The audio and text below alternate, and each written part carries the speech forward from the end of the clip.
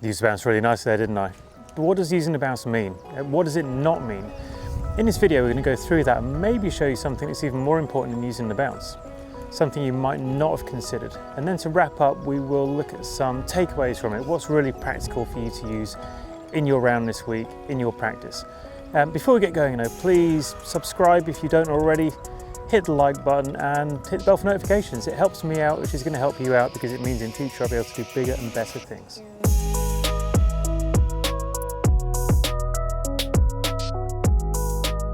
All right, so bounce, what is it? Well, every wedge has a shape on the sole, or at least it should do. As you can see, this one kind of has a high point back here, pretty flat up to there. We've got a bit of heel relief, a little bit of toe relief, and it creates an angle when the shaft is vertical from that leading edge to that low spot back there. That is your bounce angle. This one measures 11 degrees. Okay, so we know kind of what the bounce is, but using the bounce is something different altogether. Consider this for a second. Let's say the average player delivers 8-9 degrees of shaft lean with a chip shot from 15 yards or a small pitch. That 8-9 degrees of shaft lean, that's taken away a big chunk of the bounce I have on this club. I've got 2 degrees left in here. Now, should I deliver any more than that 9 degrees, I get to 11, 12, suddenly I'm in negative bounce territory. All right, so the bounce is gone, it becomes ineffective anyway. Maybe better to consider the bounce as a get out of jail card. It's something that will protect you against the worst strikes, maybe, but it doesn't do the job for you. Okay, so let's have a look at what the bounce really is, how to engage it best you can, and maybe something else more important. I think a quick question he's answering is, can you hit a shot with a negative bounce angle, still kind of burn the ground, brush the ground, and get a good outcome? Well, of course you can. Like, players do it all the time.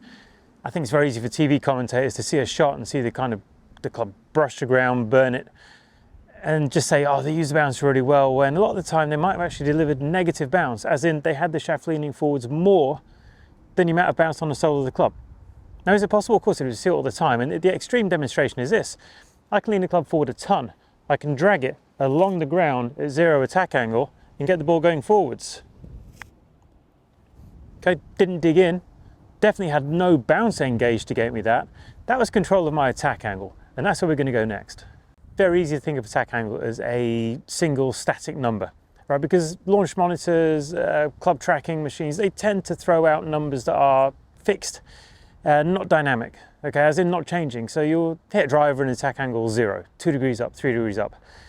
Hit a wedge and it's 7 degrees down, 8 degrees down, but that number changes constantly.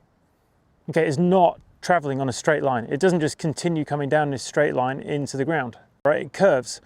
So the guys at Perfect Putter produced an alignment stick that's curved. I like to use it for illustrations and demonstrations of the shape of swings, attack angles, etc. And it's perfect for this. If I set myself up here, you'll see that the club is constantly curving down into impact. That attack angle is changing from 30 degrees down up here to 10, to 8, whatever it is at the bottom there, right? It's constantly flattening out. Now, controlling that attack angle is going to be a big deal, but before we get to there, I want you to think about the bounce and the shaft lean relative to the attack angle. All right, so what do I mean by that? If we take this club here and go, right, we're down at, what would be 0 attack almost, shaft is straight up, straight down, 11 degrees of bounce right there, perfect. We know we're delivering a little bit more lean than that. It's not going to be 11, it's going to be the lower single digits. If I take that and move it back up to here, so back where we had, well, I said it's 30 degree attack, it's a guess, right? If my shaft is leaning forwards more than 30 degrees, I'm going to start to lose bounce. This has 11 though, remember, so I could have a 30 degree attack up here, my shaft leaning forwards 10, and at leading edge is still going to be just marginally above the curve or the shape of the swing. Right, but as soon as I go and lean the club more than the attack angle, now I have negative bounce. And I could quite easily carry that negative bounce all the way down into impact if I play the ball back, hands forwards, all that kind of stuff, and then up in a pretty bad spot. So thinking about your bounce angle relative to the curve, it might be novel, maybe a slightly different way of thinking about it, but if I can protect myself from ever getting ahead with my hands too far and into negative, and I can keep it neutral on the arc. You can see my club still has a downward trajectory. I've not thrown it this way to try and get the bounce engaged. That'd be way, way too much. All right, so thinking about your bounce angle down here and your shaft lean relative to the curve or the shape of the swing might unlock the door to much better strikes for you.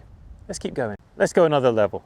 We've got our bounce angle. We understand how leaning the shaft reduces it to the point where I can move negative. Is it the end of the world? No. We demonstrated that with a very level or shallow attack, you can still hit the ground, you can still get the club in contact and not dig in.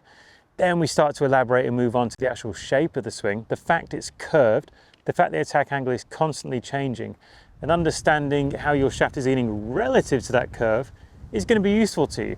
But what about the curve or the circle itself? What about positioning that?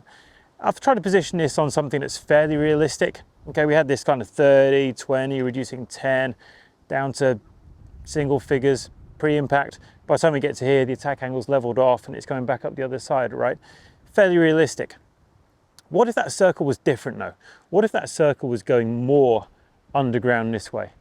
All right, that would want to bottom out way, way underground. Okay, and then no amount of bounce is going to get you out of trouble. Okay, especially when you consider that generally the steeper the attack, the more lean you'll have. They kind of go hand in hand. If I steepen my attack, I will lean the club more. Very, very difficult physically to steepen the attack and remove shaft lean at the same time. But as you can see, this circle, if I can flatten it somewhat, if I can get it closer to the ground, get it down here somewhere, I'm going to have a couple of real big benefits. First off, the flattening of that circle is going to lead to less lean generally anyway. Okay, and it's also going to put me in a position where if I screw up, the club's going to be hitting level quite early. Think back to the example with negative bounce, big shaft lean, zero attack. We're getting closer and closer to that here. Zero is not really realistic. You saw what I had to do to produce it, but if we can get somewhere closer, we're going to progress pretty quickly. Right, we know that generally increasing attack angle will decrease the bounce, it increases shaft lean, right? Other way around, releasing it faster, trying to take the shaft lean away quicker, that will shallow the attack angle really damn quick, right? If you do it too early, you're going to bounce the club into the ground, especially if it's firm, up into the golf ball, bone it across the green. You get it really bad, you throw it way too soon, you're going to miss the ground altogether and really nail it across that putting surface. So what are the takeaways?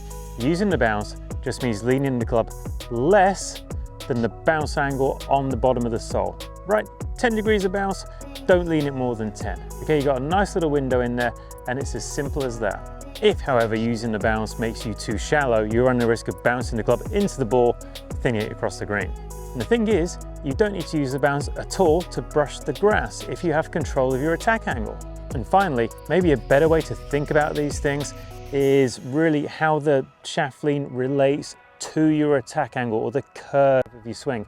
The positioning of that circle, making sure it's not going too far underground, making sure it's shallowing out by the time you get somewhere near the golf ball, and then making sure that your shaft lean doesn't get too far ahead of your attack angle or the curve of your swing.